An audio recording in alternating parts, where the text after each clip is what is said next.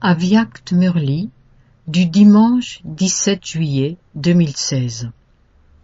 Date initiale 19 octobre 1981. Le titre: Chaque étoile brahmine est une décoration de la constellation vivante. Aujourd'hui, le soleil de la connaissance et la lune de la connaissance sont venus voir leur constellation. Les deux, ce soleil et cette lune de la connaissance, sont venus parmi vous, les étoiles. Dans le monde physique, normalement, on ne peut pas voir en même temps le soleil, la lune et les étoiles. Cependant, vous, les étoiles vivantes, êtes avec le soleil et la lune. C'est l'unique assemblée spirituelle d'étoiles. Aujourd'hui, Bap Dada vous regarde, vous, les différentes étoiles. Les étoiles, chacune d'entre vous, possède sa propre spécialité. Même les étoiles minuscules de cette constellation sont très belles. Les grosses étoiles sont grosses de toute façon, mais la beauté de cette constellation augmente encore grâce à votre éclat, les étoiles minuscules. Bap Dada est très content de voir combien chacune d'entre vous, les étoiles, est essentielle. Même la plus petite étoile est tout à fait nécessaire. Chacune d'entre vous accomplit une tâche très importante. Par conséquent, aujourd'hui, Bap Dada voit combien chacune d'entre vous est importante. De même que des parents discutent à la maison des vertus, des devoirs et du comportement de chacun de leurs enfants, les parents illimités, le soleil de la connaissance et la lune de la connaissance, discutent des spécialités de chaque étoile de cette famille illimitée. Aujourd'hui, le Père Brahma, la lune de la connaissance, dansait tout spécialement dans le bonheur en voyant toutes ces étoiles étincelantes aux quatre coins du monde. Il était tellement heureux, tandis qu'il parlait au Père, le soleil de la connaissance, de la nécessité et de la spécialité de chaque étoile. N'en parlons pas. Pouvez-vous, avec l'appareil photo du yoga de votre intellect, visualiser la scène qui se déroulait à ce moment-là? Ceux qui ont fait l'expérience de la forme Sakar connaissent tout cela très bien. Le visage de Baba apparaissait devant vous, non? Que pouvez-vous voir? Vous êtes tous tellement heureux que des perles brillent dans vos yeux. De même qu'un joaillier décrit l'importance de chaque joyau, la lune de la connaissance faisait aujourd'hui l'éloge de chaque joyau. Pouvez-vous tous penser à ce qu'a pu être cette louange? Êtes-vous conscient de la louange de votre grandeur? Il y a un aspect dans lequel la spécialité et la grandeur de chacun d'entre vous sont très clairs. Que vous soyez des Maharatis ou que vous fassiez partie de l'infanterie, que vous soyez des grandes ou des petites étoiles, chacun de vous possède la spécialité de connaître le Père et d'appartenir au Père. Aucune des grandes autorités, dans quelque domaine que ce soit, les Écritures, la religion, la science ou la politique, aucun de tous ceux qui portent de grands titres périssables n'a reconnu le Père, contrairement à vous tous. Ils invoquent simplement Dieu. Ceux qui discutent des Écritures en sont toujours à émettre des spéculations. Les scientifiques sont tellement occupés par leurs inventions qu'ils n'ont pas le temps d'écouter ni de comprendre ce que le Père vous dit. Ils sont totalement absorbés dans leur propre travail. Les autorités politiques sont toutes très occupées à tâcher de maintenir leur position. Ils n'ont pas une minute à eux. Les chefs religieux s'occupent de leur religion de peur qu'elle disparaisse, ce qu'ils cherchent à tout prix à éviter. Ainsi, ils sont tous très occupés par leurs propres affaires. Cependant, aucun d'entre vous n'invoque Dieu, mais vous célébrez tous une rencontre avec Dieu. Chacun d'entre vous a cette spécialité et cette grandeur. Vous ne pensez pas « quelle est ma spécialité ?» ou « je n'ai pas de vertu », n'est-ce pas? Ce sont les dévots qui disent qu'ils n'ont pas de vertu. Être un enfant du Père, l'océan de connaissances, signifie être vertueux. Par conséquent, chacun d'entre vous a la spécialité d'une vertu ou d'une autre. Le Père connaît et voit votre spécialité. Le Père sait que chaque membre d'une famille royale est toujours tellement empli qu'il ne peut jamais devenir un mendiant. De la même façon, un enfant qui n'aurait ni vertu ni spécialité ne serait pas appelé un enfant du Père, l'océan de vertu. Donc, vous êtes tous vertueux, grands et spéciaux. Vous, les étoiles, êtes la décoration de la constellation divine. À présent, comprenez-vous qui vous êtes. Vous n'êtes pas faible, mais fort, parce que vous êtes des maîtres à l'autorité toute-puissante. Avez-vous une telle ivresse spirituelle? Il n'y a pas d'arrogance dans la spiritualité. Au lieu de l'arrogance, vous maintenez le respect de vous-même. Le respect de soi, c'est le respect pour le soi, l'âme. La différence est grande entre le respect de soi et l'arrogance. Par conséquent, restez constamment assis sur votre siège de respect de soi. Abandonnez votre siège d'arrogance. Tout siège d'arrogance semble, vu de l'extérieur, très joliment décoré. Il paraît très confortable et en le voyant, on l'aime bien. Mais en fait, c'est un siège de ronces. Il existe un proverbe qui dit « Repens-toi pour ce que tu as mangé et repens-toi pour ce que tu n'as pas mangé ». Un tel siège est comme ce dicton. Vous vous regardez les uns les autres et vous pensez que vous aussi devriez y goûter. Vous pensez « Un tel en a fait l'expérience. Pourquoi ne devrais-je pas en faire autant ?» Ainsi, bien que vous soyez piqué par ces ronces, dès que vous vous asseyez dessus, vous ne pouvez pas le quitter. En conséquence, n'essayez jamais de vous asseoir sur le siège apparemment beau de l'arrogance qui risque de vous bercer d'illusions. Quand vous serez assis sur le siège du respect de soi, vous ferez l'expérience d'être toujours heureux, toujours élevé et toujours les incarnations de toutes les acquisitions. En gardant dans votre conscience votre spécialité de connaître le Père et de célébrer une rencontre avec lui, vous resterez constamment joyeux. Il vous a été dit que la lune était heureuse de voir les étoiles. Par conséquent, les étoiles, vous devez suivre le Père, avec un petit p.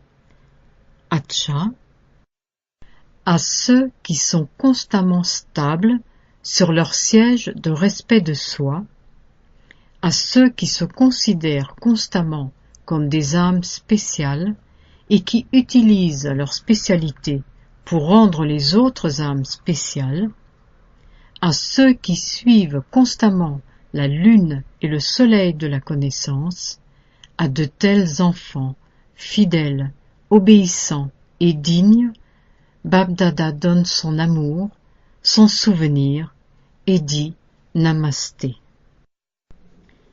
Avyak Bap-Dada parle à Dadiji. Tu as vu les spécialités de chacun, n'est-ce pas? Qu'as-tu vu durant ton voyage? Tu as vu les spécialités des jeunes et des moins jeunes. Chacun est tellement heureux d'entendre ses propres spécialités et d'en entendre parler quand elles sont évoquées. Tout le monde écoutait avec beaucoup de bonheur, n'est-ce pas? Entre parenthèses, Dadiji a donné les nouvelles de la Méla qui s'est tenue à Ambala et à Ferozabad. Que se passerait-il si chacun ne parlait que des spécialités? De même que les tambours du bonheur résonnent pour une occasion particulière, une telle musique se ferait entendre dans toute la famille brahmine. Ce voyage a été court et agréable. Tu as emporté avec toi une mine de bonheur et tu es revenu, ayant rendu tout le monde heureux. L'entrain et l'enthousiasme de chaque endroit étaient à chaque fois plus élevés. Le Père arrose tous les enfants de fleurs de louange sur leur vertu en voyant leur courage et leur enthousiasme. Acha. Rencontre avec les groupes. Premier groupe. Chacun d'entre vous connaît-il sa fortune élevée? Vous rendez votre fortune élevée en accomplissant des actions élevées. Plus vos actions sont élevées, plus la ligne de votre fortune sera longue et claire. Que regardent les cartomanciennes quand elles essaient de vous lire les lignes de la main? Elles regardent votre ligne de fortune pour voir si elle est longue ou si elle est interrompue par moments. C'est la même chose ici. Si vous accomplissez constamment des actions élevées, votre ligne de fortune sera alors très longue, claire et élevée pour toujours. Si parfois vous accomplissez des actions élevées, mais qu'à d'autres moments vos actions sont ordinaires, alors votre ligne sera brisée. Elle ne sera pas impérissable. Parfois vous vous arrêterez et à d'autres moments vous avancerez. Par conséquent, vous devez être ceux qui accomplissent toujours des actions élevées. Le Père vous a montré comment rendre votre fortune élevée. C'est en accomplissant des actions élevées. C'est facile de rendre sa fortune élevée. Accomplissez des actions élevées et ainsi obtenez la fortune d'être des millions et des millions de fois fortunés.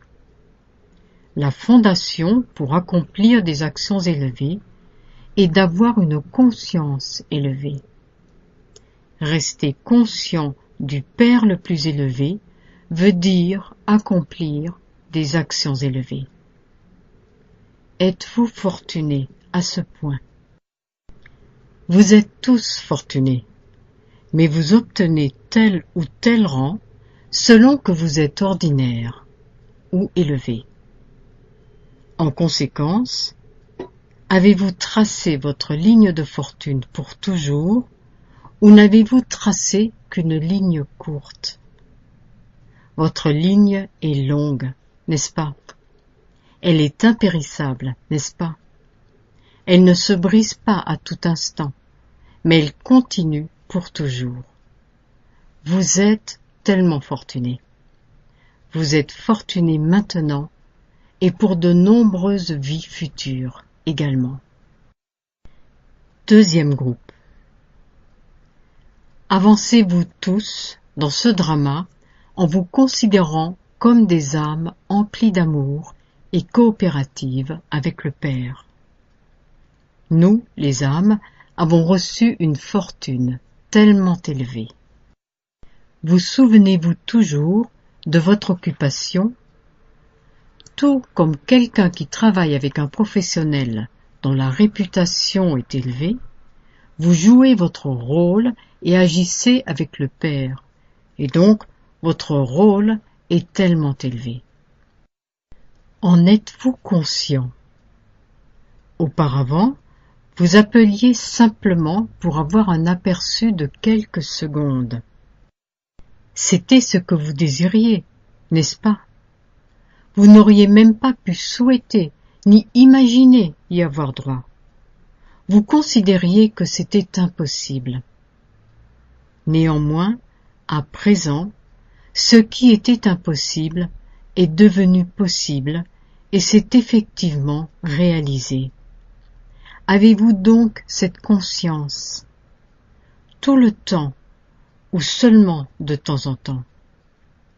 Si vous n'en êtes conscient que de temps en temps, quelles seront vos acquisitions? Vous ne recevrez le royaume que de temps en temps. Parfois, vous deviendrez des rois et parfois des sujets. Ceux qui sont constamment coopératifs sont toujours des rois.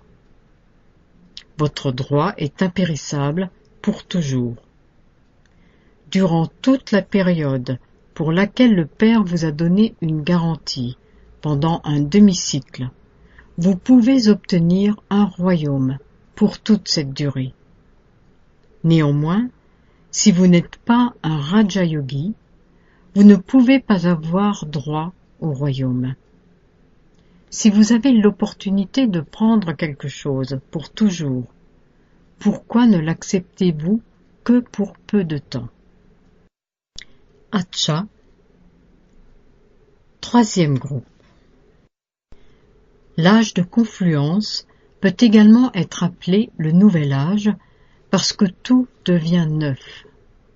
Chaque instant et chaque activité de ceux qui appartiennent au nouvel âge sont nouveaux. Votre façon de vous lever le matin, votre façon de parler et de bouger sont nouvelles, c'est-à-dire alaukiques. De nouvelles préoccupations, une situation nouvelle, tout est nouveau. Vous avez de la nouveauté dans votre conscience, et votre conscience détermine votre niveau. Vos conversations sont nouvelles, votre façon de rencontrer les autres est nouvelle. Tout est nouveau. Quand vous regardez les autres, ce sont des âmes qui regardent des âmes. Auparavant, c'est le corps que vous voyiez, alors que maintenant, vous regardez l'âme. Avant, quand vous veniez en contact avec les autres, c'était avec beaucoup de sentiments faussés par les vices. Désormais, vous entrez en connexion avec les autres avec un regard fraternel. Vous êtes à présent devenus les compagnons du Père. Auparavant, vous aviez des compagnons lokiques. Votre langage brahmine est nouveau. Les gens du monde ne peuvent pas le comprendre. Même si vous leur disiez simplement que Dieu est venu, ils seraient surpris et ne comprendraient rien. Ils diraient « Que dites-vous » Tout ce qui a trait à vous est nouveau, et donc qu'il y ait de la nouveauté en vous à chaque seconde. Faites en sorte que votre niveau soit différent d'une seconde à l'autre, mais qu'il soit plus élevé. C'est ce qu'on entend par effort rapide. Ceux qui sont parfois dans un niveau ascendant et parfois dans un niveau de stagnation ne peuvent pas être appelés des faiseurs d'efforts numéro 1. Le signe des faiseurs d'efforts numéro 1 est qu'ils font l'expérience d'un niveau ascendant à chaque seconde et dans chaque pensée. Si vous en êtes à 80% maintenant, dans une seconde, ce sera 81%. Ne restez pas à 80%. Le niveau ascendant, cela veut dire progresser constamment. Votre niveau ascendant bénéficie à tout le monde. Vous avez tous cette responsabilité. Acha. Bénédiction. Puissiez-vous connaître une plus grande glorification en dépensant moins et devenir puissant en mettant fin à tout gaspillage et toute fuite. Cessez de gaspiller tous les trésors que vous avez reçus de Baptada à l'âge de confluence et vous connaîtrez une plus grande glorification en dépensant moins. Économiser quelque chose que l'on gaspillait auparavant signifie devenir puissant. Là où il y a du pouvoir, il n'est pas possible qu'il y ait du gaspillage ou une perte. S'il y a gaspillage à cause d'une fuite, peu importe tous les efforts que vous faites, vous ne pouvez pas devenir puissant. Par conséquent, vérifiez si vous avez des fuites et mettez-y fin. Vous deviendrez puissant et ne gaspillerez plus rien. Devise. Rester complètement pur tout en vivant avec sa famille est un défi pour une âme yogi et gyani. Om Shanti.